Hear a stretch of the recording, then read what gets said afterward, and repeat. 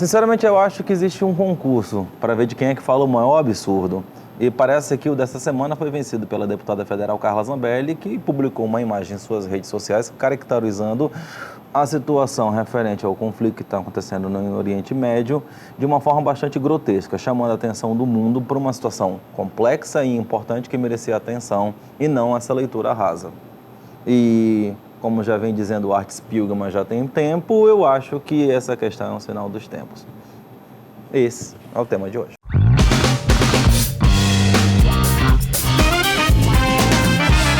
Olá, meus amigos, eu sou Carlos Almeida Filho, é muito bom estar aqui com vocês. Com esforço hoje, porque de novo é o samba de uma nota só, nós estamos aí no meio da fumaça, mais uma vez, a discussão continua no vazio para entender o que tem causado isso, como é que tem causado. Da mesma forma como na guerra, referenciada aí no início, a verdade é a primeira que é assassinada, nós não temos nenhuma resposta a respeito dessa situação, a população, notadamente aqui na capital, tem sofrido bastante, mas tem muita gente preocupada com o que está acontecendo no além-mar. A gente já discutiu isso em alguns momentos. Talvez a temática de hoje fosse discutir mais uma vez a Amazônia, até porque, quer que não, o objetivo do canal é discutir assuntos de interesse regional. Só que o que foi feito agora pela parlamentar é interessante, porque ele não deixa de ser um sinal dos tempos. Vocês percebam que eu não coloquei aqui a gravura. Eu vou deixar o link em algumas matérias para que vocês possam acompanhar. Porque eu não acho certo ficar tendo que divulgar isso, mas, de novo, o fato de estar falando não significa isso, significa o alerta que dá para uma situação extremamente importante. E isso se conecta ao que a gente está passando agora. Qual é o alerta? É de que, infelizmente, essa simplificação do raciocínio tem se tornado algo muito difícil de se afastar. E a demonstração caricaturizada do que tem acontecido no Oriente Médio, nesse conflito já mais recente entre a Israel e a Palestina, entre Israel e Hamas, entre todos os envolvidos nessa complexa trama, acaba sendo utilizado como palanque político aqui. Vamos pausa antes. Eu tenho evitado de comentar a situação por diversas razões, até porque o conflito que acontece no Oriente Médio não dá para ser reduzido em um vídeo de 15 ou 20 minutos. Não, a gente está falando da história recente de pouco mais de 70 anos de história do Estado de Israel, agora, nesse tempo recente. Você está falando de um movimento sionista de séculos. Você está falando de um conflito religioso, político, que já tem milhares de anos. Então, a discussão a respeito de um tema extremamente importante, que continua atual e complexo, precisa ser feito dentro das plataformas adequadas. E assim, eu estava falando recentemente com uma colega acadêmica e dizendo, nós acadêmicos, nós somos muito burros mesmo, porque a gente não consegue reduzir nenhum assunto a uma questão de forma muito simples, remetendo à complexidade dele e remetendo a todos os demais acompanhem nos livros, veja nas revistas, procure em locais mais condensados. Infelizmente, é isso. Mas, de novo, voltando à manifestação chocante, é porque não há nenhum espaço de poder, e conhecimento é poder, comunicação é poder, que não exista vácuo. Então, da feita que a academia, nós incluídos, nós não comunicamos de forma simplificada aquilo que está acontecendo, nós damos espaço para qualquer um faça. Uma amiga minha falou recentemente para mim, dizendo o seguinte, Carlos, eu não consigo compreender o que está acontecendo lá no Oriente Médio, porque no TikTok eu não entendo absolutamente nada. No TikTok. Só que a minha amiga não está errada na observação dela, porque nós nos instruímos por onde é mais simples. Então, hoje tem um TikTok porque ele está no telefone celular. E é a rede social mais vista aqui no Brasil. Eu acho que tá? Se eu estiver errado, vai ser mais hora menos hora. Outrora, antes do telefone celular, eram as websites, antes disso era a televisão, antes disso eram os jornais, era a rádio, ou seja, é irrelevante qual seja o veículo, todo mundo está atrás de informação de uma forma ou de outra. E assim, as pessoas vão consumir a informação quando ela for mais simples ou mais palatável de compreender. Porque você não pode nivelar todas as pessoas de forma igual. Meu pai já falava várias vezes, você não pode medir os outros pelo seu próprio metro. E o fato é que existe uma grande quantidade de pessoas querendo entender o que está acontecendo à sua volta, de verdade. E tem gente que se aproveita a respeito, se aproveita desse grande vácuo de comunicação para poder comunicar aquilo que se entende sua própria verdade. De novo, como aconteceu já há algum tempo, na guerra ainda presente da Ucrânia com a Rússia, que parece que saiu dos noticiários agora, né, por conta da mais recente, e se dizia uma coisa muito importante: no conflito, na guerra, a primeira vítima é a verdade. Pois é. Pois é. E como a verdade ela deixa de ser efetivamente um grande ativo de comunicação adequada, mas somente como um ativo para construção de correntes, bom, acontece o que aconteceu. E aí a gravura grotesca da deputada acaba servindo para isso. Até porque, mesmo com o resultado de ridicularização geral que aconteceu por parte de grande parte da mídia internacional, por grande parte da mídia local, por grande parte dos políticos nacionais, o que ela queria foi alcançado, porque uma gigantesca massa de seguidores está lá, dizendo que aquilo ali está certo, que efetivamente aquilo ali que é o correto, que tem que ser assim mesmo, e se tem que buscar polarização de um campo a outro, não interessa onde é que seja. Mas eu acho que caracterizar determinada cultura, determinado povo como rato já é demais. Bom, não tem muito tempo, foi século passado, que a solução final nazista estava por aí matando milhões de judeus, e isso precisa ser levado em conta. De novo, muita gente não faz a menor ideia do que é isso.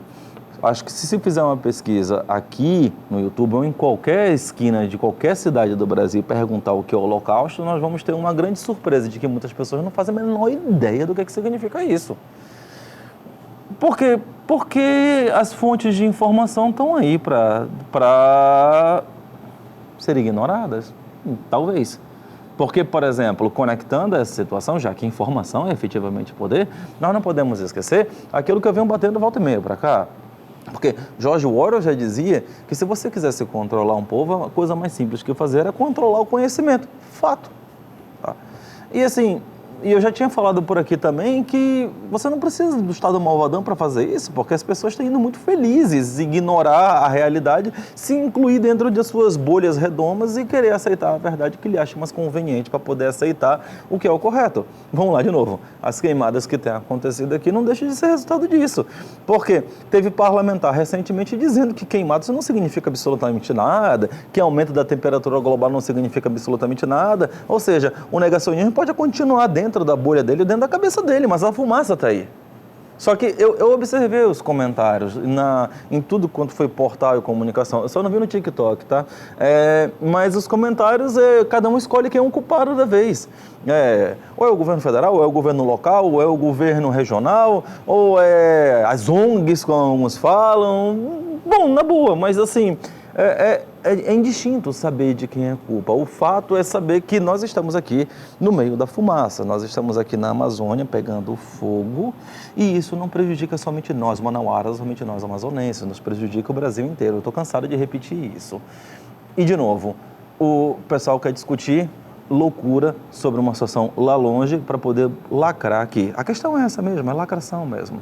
Até porque tem parlamentares da mesma corrente ideológica, que na verdade não é corrente ideológica nenhuma, é ausência de corrente, é somente discussão vazia mesmo, para poder buscar engajamento nas redes sociais. É aquela questão, eu já falei num vídeo sobre isso, que é direito, opinião e torcida organizada. Você assume seu lado e vai. O problema é que esse reducionismo, ele permite com que aconteça o ciclo vicioso. Então, a mesma demonização que aconteceu no passado, ela começa a acontecer hoje. Então, o que a parlamentar quis fazer foi assumir um lado numa situação extremamente complexa, que ela não sabe absolutamente nada, que não lhe compete por acaso também, e buscando aqui fazer com que uma horda de interessados possa pegar e surgir com ela. E quais são os reflexos disso? São incalculáveis. Os reflexos disso acabam gerando um movimento de manada. Eu não estou dizendo que foi isso que aconteceu na solução final. Eu não estou dizendo que foi exatamente a situação. Mas quer queira, quer não, a despersonalização acontece isso. Até porque Art Spiegelman, quando escreveu Maus, lá na década de 80, vou deixar o link para que você possa acompanhar, quadrinho, ganhou o prêmio Pulitzer, acabou representando propositalmente o povo judeu, e ele é judeu, como se fossem ratos, Maus, em alemão, de forma a deixar muito claro o que significava a estigmatização nazista naquele momento. Aí me vem a parlamentar com uma ignorância suprema e acaba fazendo exatamente a mesma coisa em tempos modernos agora, fazendo com que uma grande ironia histórica acabe sendo representada, porque na verdade ela não fez aquela gravura, ela está repetindo o que tem por aí rolando. De novo, verdade sendo vítima, a verdade sendo escamoteada e a história acabando sendo esquecida, permitindo com que acabe se repetindo de forma irônica situações extremamente danosas à nossa humanidade, como essa no presente. Mas, de novo, reducionismo parece que tem sido a moda. E isso é muito complicado, porque, de novo, paradoxalmente, nós estamos na era da informação. E isso causa morte. Né? Isso causa morte. Eu estava vendo Homens de Preto e eu adoro o filme. Eu sei que é uma ficção extremamente boba, eu sei que é bastante vazio, mas eu vejo besteira, tá? Beleza? Então, eu não fico só vendo cultura, não. Eu vejo muita leseira. E no Homem de Preto tem uma parte muito interessante, no primeiro Homem de Preto, tá? No primeiro Homem de Preto, quando que lá o Will Smith, ele acaba descobrindo que existem extraterrestres fora, ou seja, uma verdade que ele não conhecia, isso, na ficção. E ele fala pro parceiro dele lá, que é o K, né? Aí ele fala para ele lá dizendo o seguinte: bom, acho que vocês não contam para a humanidade que existem extraterrestres aí, a humanidade vai entender. E o K fala um negócio interessante, ele diz assim: o ser humano sozinho entende, um ser humano em conjunto é burro. E aí ele dá um histórico para isso, mostrando que há anos atrás se achava que a Terra era o centro do universo, poucos anos que a Terra era plana, e tem gente que acha até hoje que a Terra era plana, que nós estamos sozinhos no universo. Ou seja, o ser humano em conjunto, ele funciona como manada. Triste isso, mas funciona como manada. E basta que apareça alguém para poder riscar o fósforo, para que a gente possa se comportar que nem uns alucinados, porque a emoção toda, a razão, e pronto, nós temos aí incêndio acontecendo. Será que é isso? Eu não sei. Não sei, eu estou só fazendo uma digressão, me perdoe. Mas o fato é que esse tipo de exacerbamento não serve para absolutamente nada. Não contribui com uma causa importante que precisa de apreciação extremamente serena e sensata, de um conflito extremamente relevante e que traz ainda uma grande marca dos nossos tempos. O que traz para poder aprender hoje aqui no Brasil? Que as coisas não podem ser simplificadas, porque essa simplificação e essa demonização já acabou causando consequência. Por exemplo, foi justamente essa demonização que acontece de um espectro do ideólogo político que fez com que uma pessoa armada fosse a uma festa de uma outra pessoa e a assassinasse. Quais eram os elementos? O assassinado era um filiado ao Partido dos Trabalhadores, partido que eu estou filiado. Tá? E somente porque era petista, porque se diziam que o fato de ser petista merecia isso, porque o anterior presidente da República, que agora foi declarado inelegível pela segunda vez, dizia que tinha que fuzilar a petralhada. Aí me aparece uma pessoa que leva aquele negócio ali a sério, tá? E mata um pai de família. Diferenças ideológicas, elas são importantes, elas são saudáveis, mas levar a ponto de assassinato, levar a ponto de extermínio, até o ponto onde a gente está, a vida não é videogame.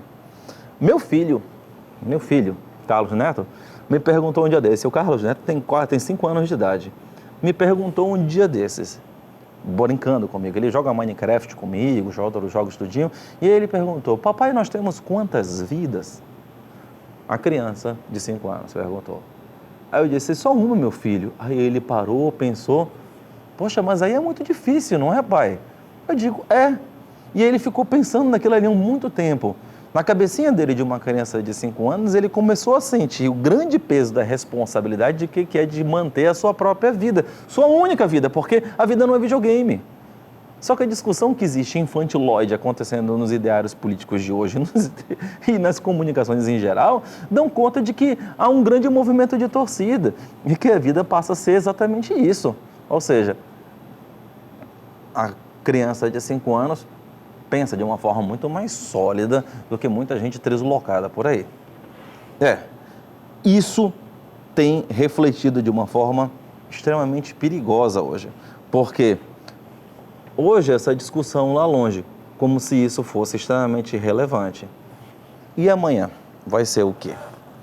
Amanhã a gente vai ter movimentos que nem nós temos hoje, onde a diminuição na vida chega a um ponto onde eu possa pegar e reduzir e escolher quais são os bandoleiros de plantão que podem pegar e escolher o que é o certo e o que é o errado. E eu falo bandoleiros porque ainda tem muita gente, como parlamentares federais, ou mesmo locais ainda, que entendem que a gente deve ter um estado de faroeste, onde todo mundo tem que estar grandemente armado por aí. Então, você tem um pessoal enraivecido, polarizado, com arma na mão, tendo que tomar a decisão. E acaba acontecendo a mesma complexidade de um estado fraturado que nós temos além-mar acontecendo aqui nas nossas terras. Não dá. Não dá. Eu faço um apelo, bora parar com a burrice, porque esse tipo de coisa não ajuda absolutamente nada. Porque nesse meio tempo, o mundo real realmente está batendo na nossa porta. E aqui no Amazonas, onde a gente precisa de atenção de todo mundo, a gente está sufocando.